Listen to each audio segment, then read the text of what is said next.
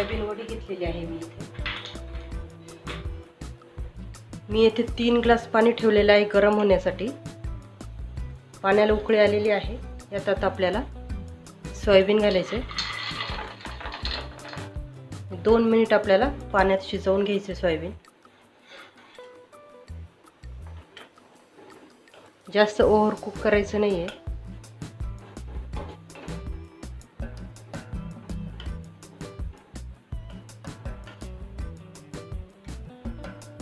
Soybean शिजलेलं आहे, तुम्ही पाहू शकता फुगून डबल झालेलं आहे। गॅस बंद करायचा आणि 2 मिनिट आपल्याला असं गरम पाण्यातच ठेवायचं आहे सोयाबीन।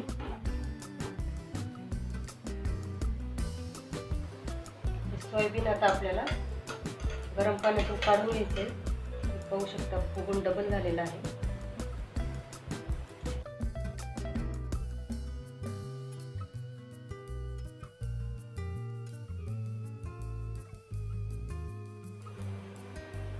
यात आता आपल्याला 2 ग्लास थंड पाणी घालायचे।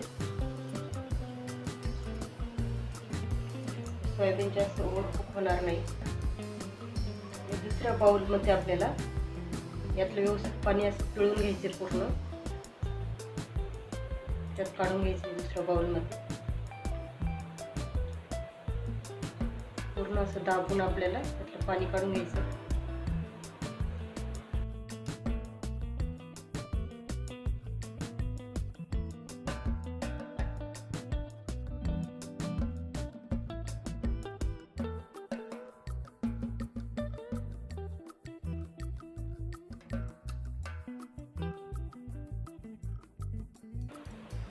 सर्व सोयाबीन मधलं मी पाणी काढून घेतलेलं आहे।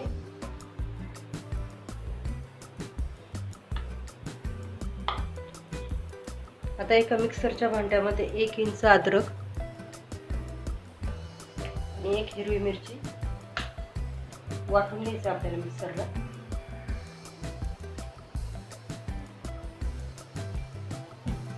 हे आता मी मिक्सरला वाटून घेतलेलं आहे। यातच आता आपल्याला सोयाबीन आपण वाफवून घेतलेलं आहे ते घालायचे आणि वाटून घ्यायचे।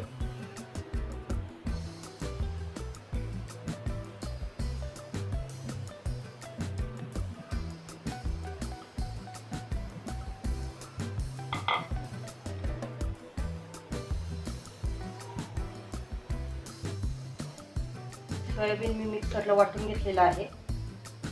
याप्रमाणे वाटायचं आपल्याला, जास्त बारीक पण नाही करायचं, जाडसर ठेवायचं।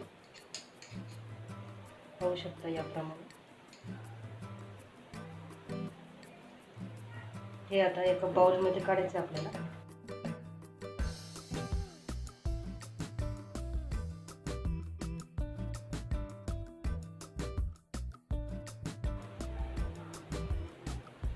याप्रमाणे तळायचे।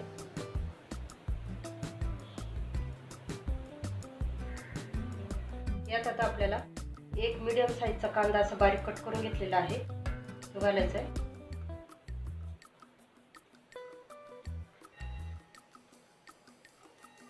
फ्रेश कोथिंबीर,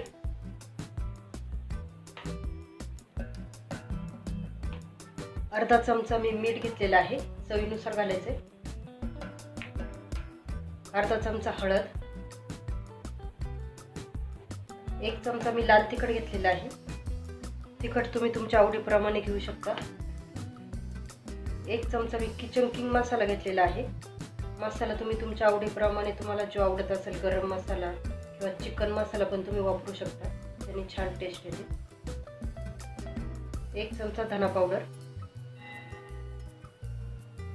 अर्धा चमचा जिरे पावडर घेतलेली आहे, पाव चमचा काळी मिरी पूड, थोडासा लिंबाचा रस घालायचा आपल्याला, 1 चमचा लिंबाचा रस घालायचा आहे।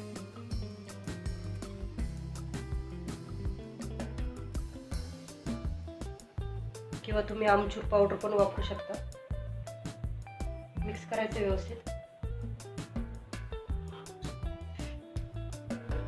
तुम्ही पाहू शकता दिसायलाच अतिशय चटपटीत दिसतंय, खायला अतिशय टेस्टी लागतं। असे सोयाबीनचे व्हेज कटलेट तुम्ही जर खाल तर नक्कीच नॉन व्हेजचे विसरून जाल।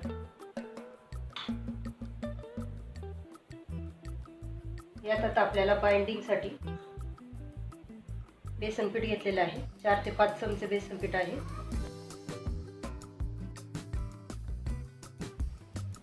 व्यवस्थित हाताने मिक्स करायचं आपल्याला.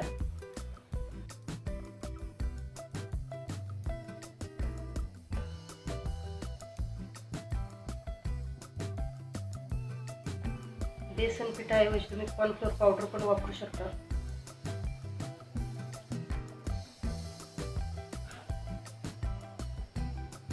मिश्रणाचा छान गोळा तयार होतोय. म्हणजे आपलं मिश्रण परफेक्ट झालेलं आहे.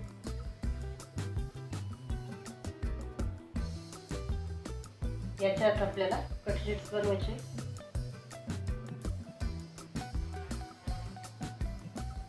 याचे तुम्ही लॉलीपॉप पण बनवू शकता. आईस्क्रीमची काडी लावून नंतर ते डीप फ्राय करू शकता.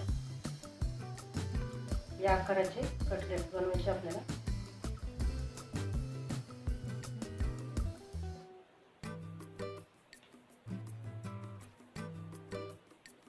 जास्त जाड बनवायचे नाहीये, नाहीतर आतमध्ये कच्चे राहतील.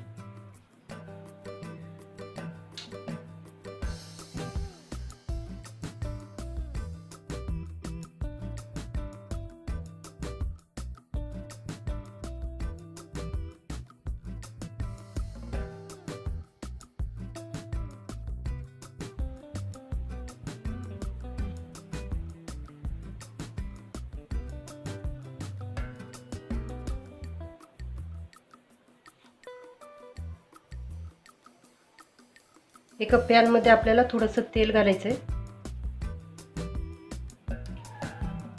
हे कटलेट आपल्याला आता शालो फ्राय करायचे आहे.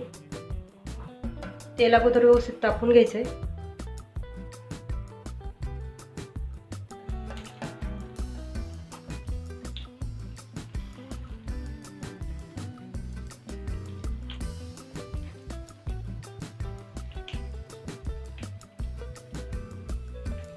कटलेट टाकल्यानंतर आपल्याला गॅसचा फ्लेम मीडियम करायचा आहे, म्हणजे आतपर्यंत व्यवस्थित शिजेल कटलेट.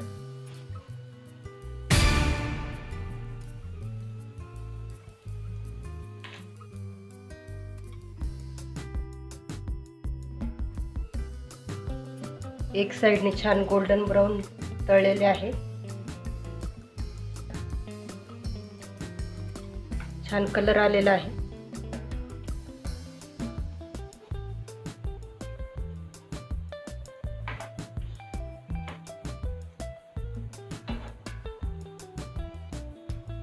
दुसऱ्या साइडने आपल्याला याप्रमाणे तळून घ्यायचे आहे.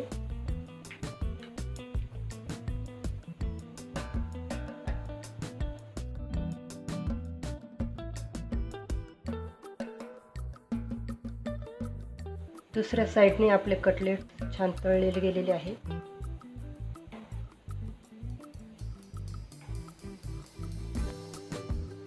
छान कुरकुरीत झालेले आहे.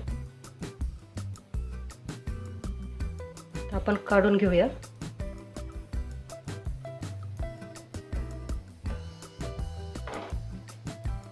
टिश्यू पेपर वरती आपल्याला काढून घ्यायचे आहे.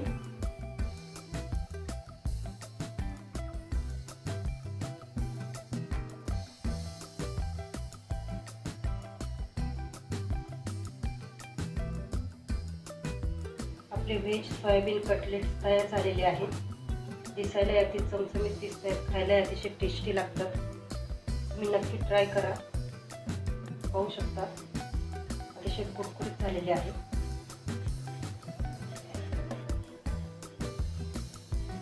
मला ही रेसिपी आवडली तर प्लीज चॅनलला सबस्क्राईब करा आणि बेल आयकॉनवरती क्लिक करा अशा छान छान रेसिपीज पाहण्यासाठी.